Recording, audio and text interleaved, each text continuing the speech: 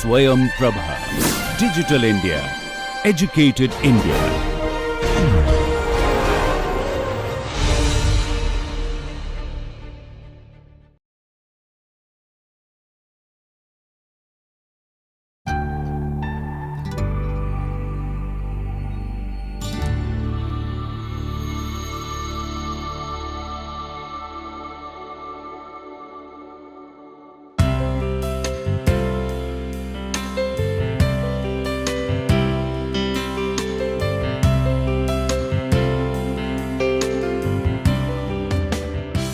Welcome to the course Disaster Recovery and Build Back Better.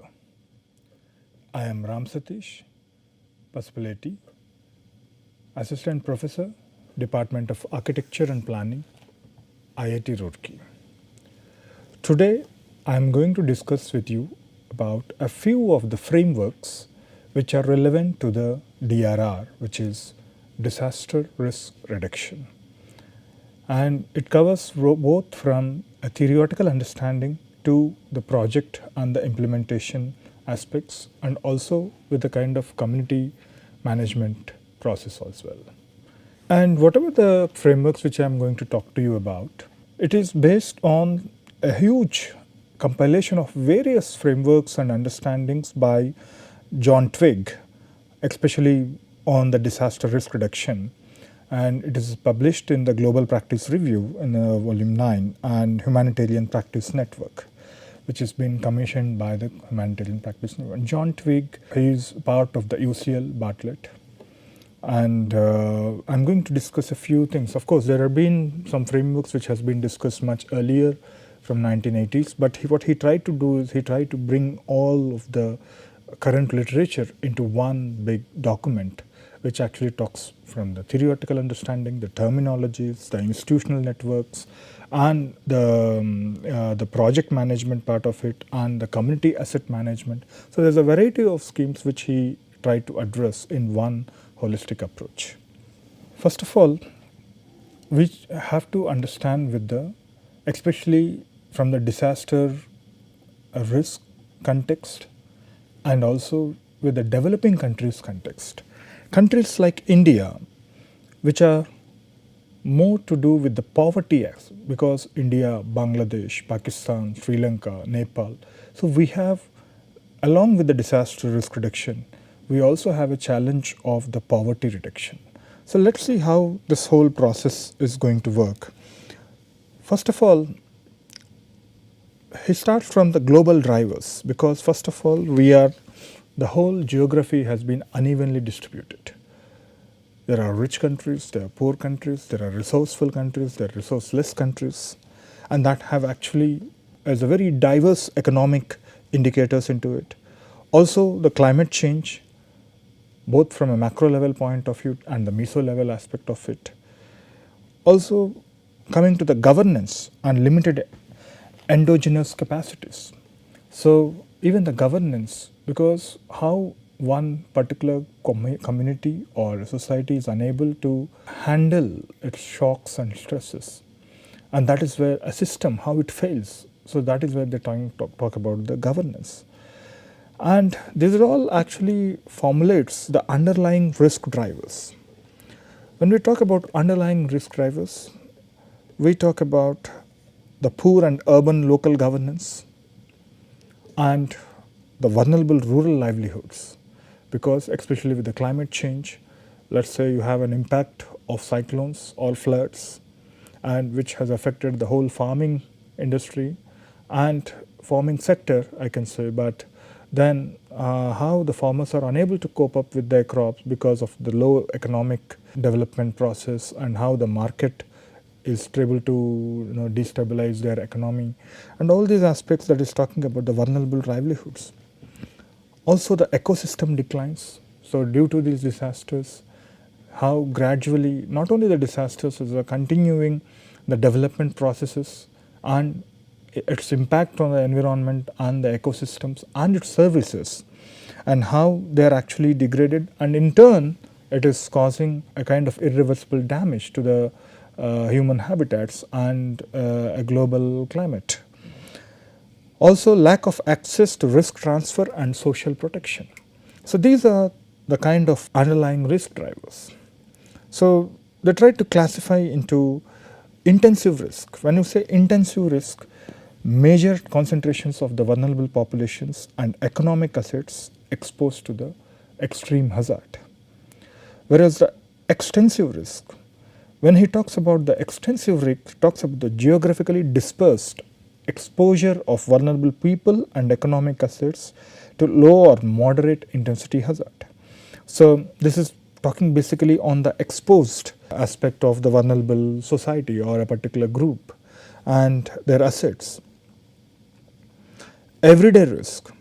So, when we say everyday risk, we are talking about households and communities exposed to food insecurity, disease, crime, accidents, pollution, lack of sanitation and clean water. Like if you ever travel in the developing countries, many people even still doubt whether the water we are drinking is safe or not. So, which means we are even not able to trust our own surroundings. And also the surrounding atmosphere, the environment is not also giving that guarantee that that is more safe. Whether it is a crime, whether it is an accident, whether it is an industrial accident because of safety issues, whether it is a pollution aspect. Like in the moment you come to this city of Delhi, you actually understand the kind of pollution, right? And similarly, the food insecurity. When we talk about the food insecurity, we see a slow paced disasters like the drought, how it can actually yield to the reduction of crops and how it will have an impact on the markets and how it in turn impact on the livelihoods of the poor sector. So, this is a kind of everyday risk. It is not just only happening during an event or anything, but it's a common problem for the developing, at least the developing countries. Poverty, economic poverty and other poverty factors such as powerlessness, exclusion, illiteracy and discrimination, limited opportunities to access and mobilize assets. So, in fact, we have many technical inputs. I'll share you a small example. When we were working in Tamil Nadu, we went to a house and we could able to see that they have built a toilet inside a house. And the moment we went, we were unable to get even inside the house because the fishermen community, what they did was they didn't understand it was a toilet and they started putting all the fish dirt into that. And it was like foul smell and people are living in a very unhygienic environment. So, what is the reason behind it? It is basically their lack of awareness on what a toilet is and how a toilet functions. And similarly, in a system like different caste systems, different political systems, when they are actually living together, and it is also about haves and have-nots, power and powerful and powerlessness. So, in fact, when we talk about how certain societies have been excluded in the development process or in the dialogue of the development, these all things are actually the risk processes, and poverty adds much more of the excluded aspect of it. And there also talks about the access to these assets and the resources. So, that is how we have these disaster impacts and the poverty outcomes. So, disaster impacts, because these people live in this kind of risk factor situations, that is where the majority mortality and economic loss. Let us say for women who have lost their lives in the tsunami, many of them were women because their lack of certain skills, even swimming or protecting themselves. So, which means there is a skill or there is a limited access for them in facing the risk, facing that particular shock. So, that is where it has given a particular group has been targeted.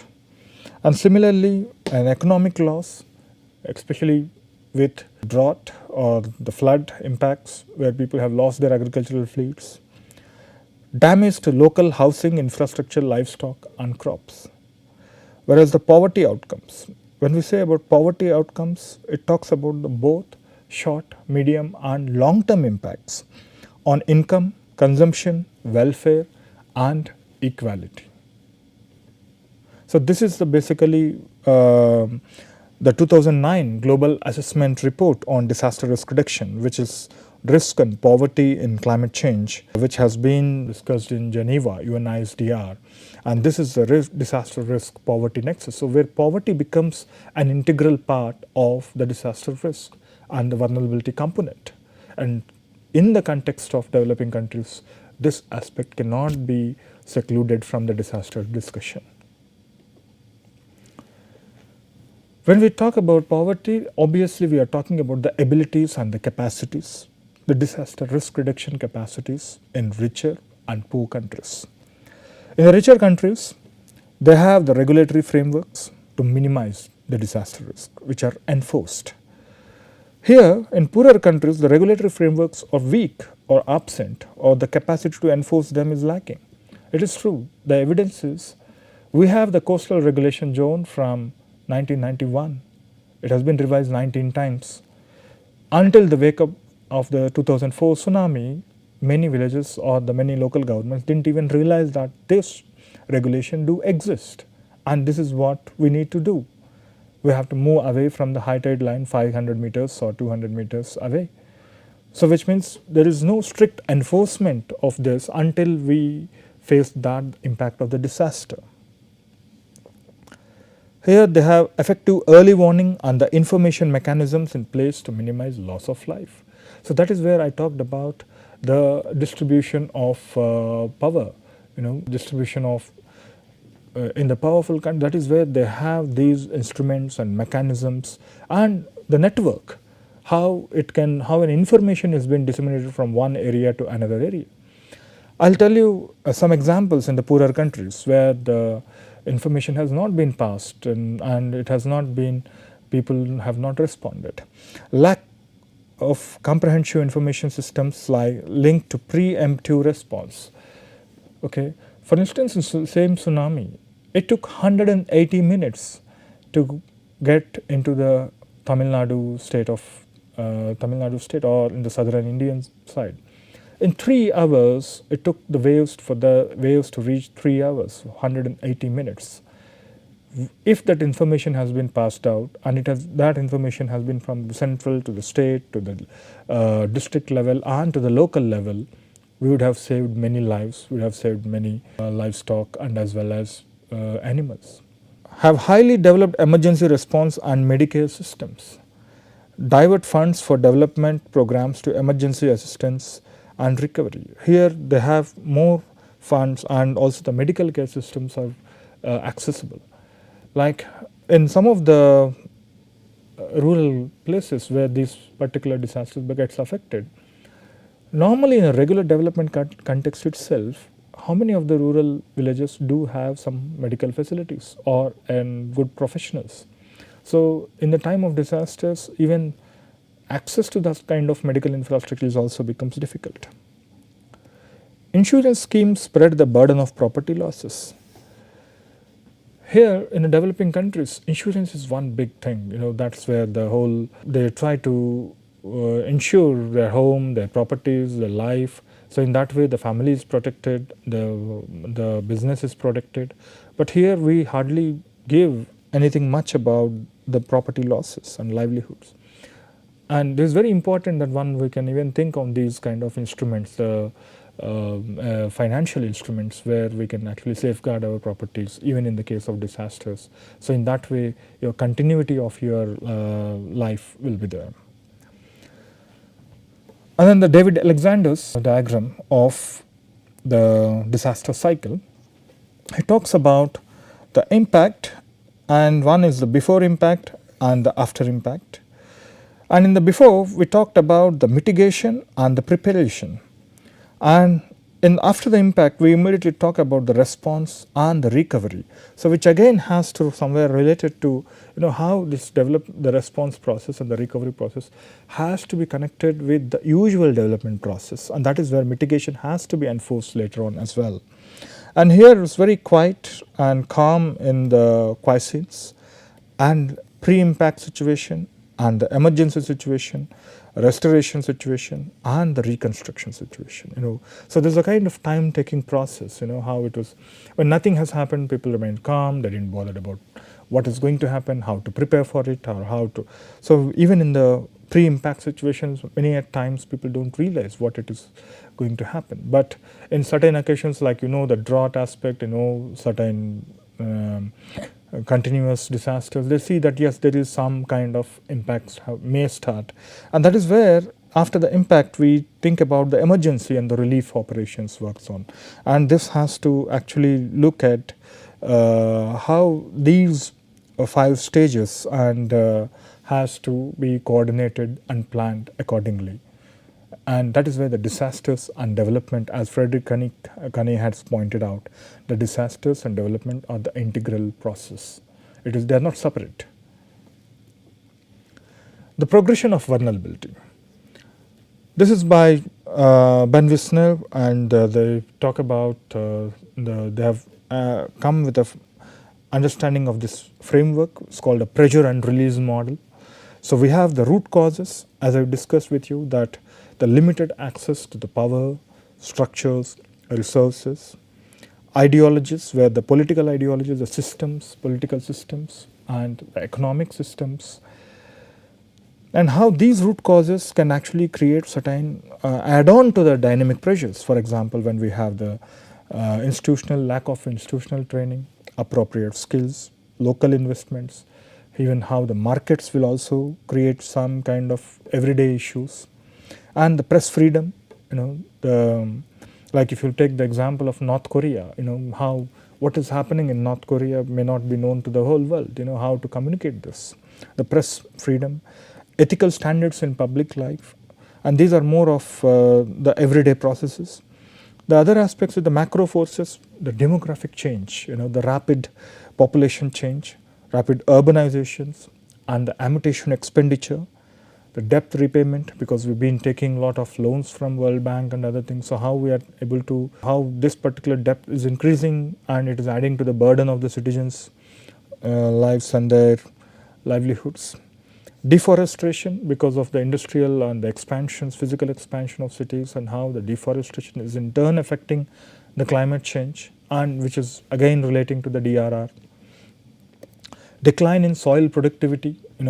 In many cases we have this, how the agriculture have been converted into aquaculture, and again aquaculture has been at some point they come into losses, and then again they want to come into agriculture. How they face these difficulties, and how it will reduce the soil productivity as well. Or not only that, it will also go with the land use. Like imagine you talk about industrial land use and how it can pollute the surrounding soil nature. That is also an important, and it will affect certain species of trees and flora and fauna. This how the result into the unsafe conditions, where we talk about the dangerous locations. People live in the physical dangerous locations, unprotected buildings and infrastructure. Maybe many of in the poorer countries, they don't have even money to safeguard those existing structures. People tend to live in the places where they are habituated to.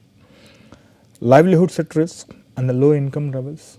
Like today we are looking the case of Venezuela, how the situation, the financial situations have been disrupting the whole community in a global level, and it is also relating how even on one side when the economy falls down, how it will have impact on the whole society as a whole.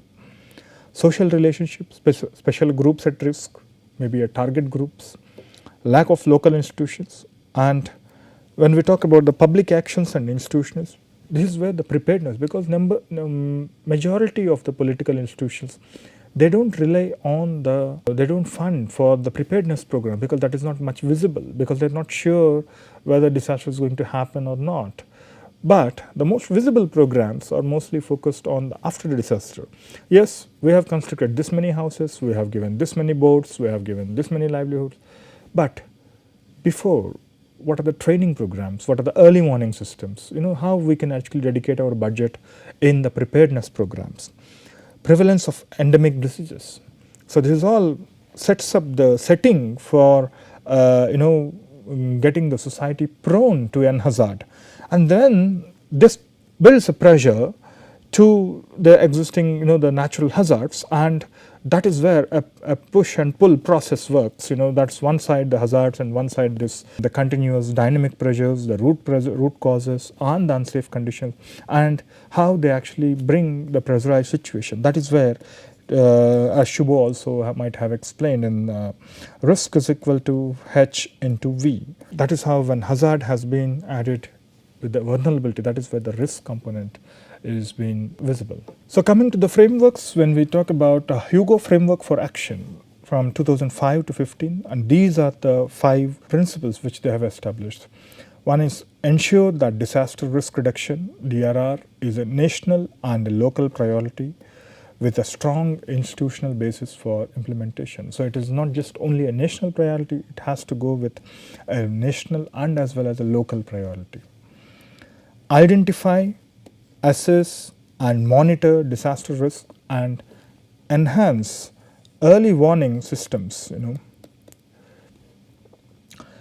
Use knowledge, innovation and education to build a culture of safety and resilience at all levels. So how we can build this culture of safety through the preparedness programs. Reduce the underlying factors. What are the strategies that we can implement to reduce these underlying root causes. Strengthen the disaster preparedness for effective response at all levels. That's not only at a one unit or one local level, but it has to work out at different scales, different levels.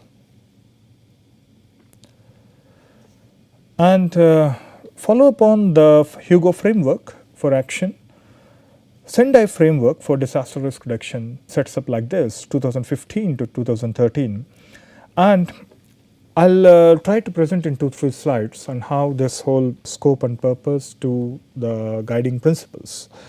So this will apply to the risk of small scale and large scale, frequent and infrequent, sudden and slow onset disaster caused by natural and man-made hazards, as well as related environmental, technological and biological hazards and risks. It aims to guide the multi-hazard management of disaster risk in development at all levels, as well as within and across all sectors. Here we have moved our dimension, not just only focusing on a particular type of a disaster. It is not just only earthquake, it is not only by a drought, it is not by only a tsunami. So now we have to look at the multi-hazard approach as well. Like for instance, in Uttarakhand 2013, a flood, a cloudburst have resulted in the floods, and floods have resulted in the landslides. So there's been a very multi-hazard prone areas. Okay, so that is how we are not just dealing only with one set of disaster, but it has to go with the multi-hazard management of disaster risk in the development at all levels, both at a site level, the specific site level, and also the region level, and also various sectors. What is the outcome of this? The substantial reduction of disaster risk and losses in life and livelihoods and health in economic, physical, social, cultural and environmental assets of persons, businesses, communities and countries. So they need to improve these strategies, how we can reduce these losses. And the goal, we talk about the prevent new and reduce existing disaster risk through the implementation of integrated and inclusive. These are the two important words, an integrated DRR and the inclusive DRR. It talks about the economic, structural, legal, social, health, cultural, educational, environment, technological, political and institutional measures that prevent and reduce hazard exposure and vulnerability to disaster, so that it can increase the preparedness for response and recovery, thus strengthening the resilience. So the targets which they have set up is about, they need to reduce the global disaster mortality by 2030, aiming to lower average per 1 lakh global mortality between 2020 and 30 compared to 5 and 15. So they are trying to set up some targets. And again, we talk about this reduction of these affected people, reduce direct disaster economic loss in terms of GDPs, and also disaster damage to critical infrastructure and disruption of basic services, and as well as substantially increase the number of countries with national and local disaster, and how we can actually enhance the international cooperation through adequate sustainable support to complement the national action. So how the national action plans can actually relate with the international cooperation as well, and the increase and availability of access to multi-hazard early warning systems and disaster risk information by two. So they set up these targets. So what are the priorities of action? Number one, understanding the disaster risk in the first stage. Number two, strengthening the disaster risk governance and the managed disaster risk. So how we can look at the management and the governance perspective. Then investing in disaster risk reduction for resilience. So this is where both the structural and non-structural measures are essential to enhance the social and economic aspects. And enhance disaster preparedness for effective response and to build back better into both recovery, rehabilitation and reconstruction. So that is where these are the kind of set of priorities which they have established.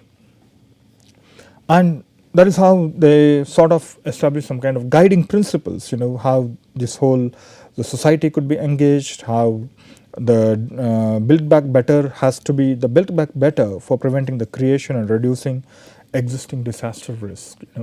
So it's not just only taking them to the back, but how we can improve things better. That is how the whole understanding talks about the empowerment. So DFID defines resilience. So the word resilience has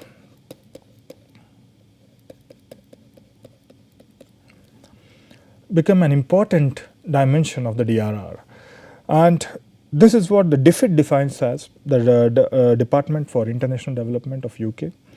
It says the ability of countries, communities and households to manage change and maintaining or transforming living standards in face of shocks or stresses such as earthquakes, droughts or violent conflict without compromising their long-term prospects. So you don't compromise their long-term prospects, but still they are able to manage what kind of change, what kind of stress or a shock which has come to that particular society or a country or a community, and how they could able to look at that without compromising their long-term prospects. There are a few more frameworks which I'll just go through. One is the Sustainable Livelihoods Framework.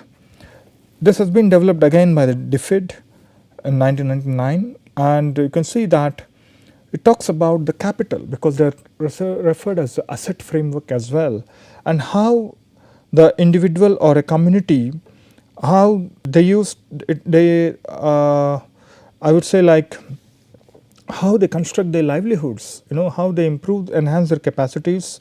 And because sometimes, let's say, the human capital is more accessible for them, sometimes the natural capital.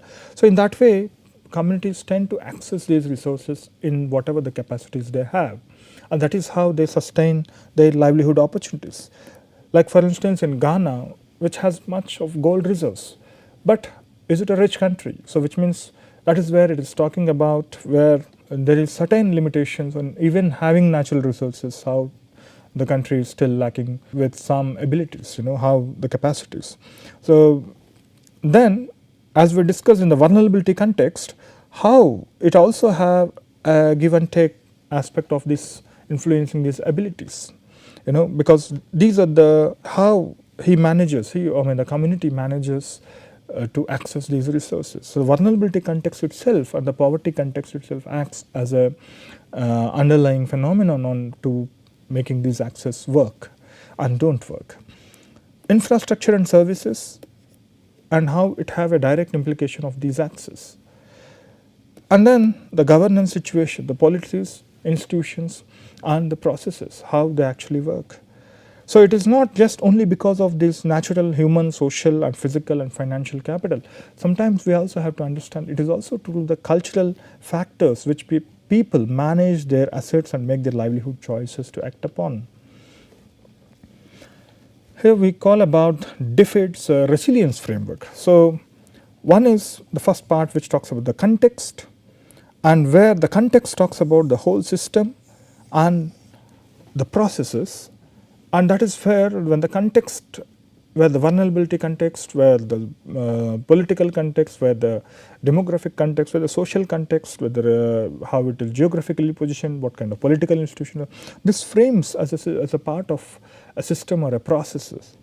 And then how the disturbance comes as a stress and the shocks, and how the capacities to deal with these disturbances, like how they are exposed, how they are sensitive. It talks about exposure, sensitivity, and the adaptive capacity, how they can adapt to this. And this is where the reaction to these disturbance, so bounce back better, bounce back, recover, but worse than before, collapse. So these are the ways how the whole capacity will talk about how they are able to respond to these stresses and shocks. So when we talk about resilience, first of all, resilience to what? Resilience by whom? Resilience when? This is all the time factor, the context factor, and the position factor is very important. When we talk about the project cycle in the disaster context, these are the 6 aspects which we need to look at: the programming, identification, appraisal, financing, implementation, and evaluation. This is the most important, which many of them doesn't look into it. Because in the programming, it actually sets up the general guidelines and principles for cooperation, agreement of focus areas. So it will also define the project layout. Identification, so here we will identify what are the real problems, analyze the problems, what are the needs and the stakeholder interest, how the project ideas, how to decide on. And this is where the appraisal, it talks about how it can consider the accounts of stakeholder views and relevances. And it talks about the finance part of it. At the end of the day, we need to look at the funding aspect, who is going to promote, how much we have, how to gain, how to pull out funding from the crowdsourcing or the community sources or an NGOs or an external. So this whole thing has to be looked at. And mainly, the financial decisions may be taken at different points in the cycle, so one has to keep reviewing intermediately. And implementation. So when we say about the agreed resources, how we are going to implement these planned activities. So this is where we need to see the monitor progress and adjust to changing circumstances. Imagine you have started some program and imagine some calamity have occurred again. So how we have to adjust with that? How is the whole project management schedule?